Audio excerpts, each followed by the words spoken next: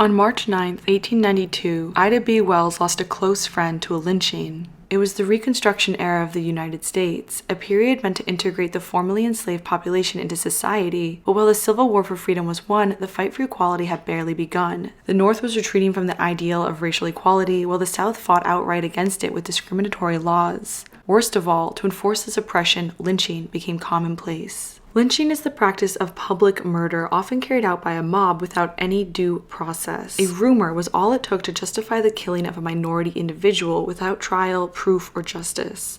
Most of these murders were ignored and never investigated. At around 2:30 in the morning, Thomas Moss and two of his employees were dragged into the night by 75 men, tortured, mutilated, and shot dead.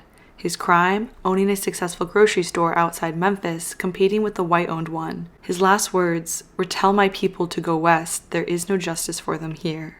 Sickened and infuriated, Ida B. Wells wrote an editorial for the local newspaper, The Free Press. She described 10 lynchings that had taken place that week, stating, "This is what opened my eyes to what lynching really was, an excuse to get rid of black citizens who were acquiring wealth and property and thus keep the race terrorized." In response, a white mob destroyed the press and she was forced to flee. Lynching was a topic no one was discussing, either due to fear or discomfort. Ida fought the silence, launching a campaign to publicize the horrors of lynching at great risk to herself, documenting them and writing and lecturing about it across the country. Thanks to her fearless activism, an anti-lynching bill was finally introduced in 1918.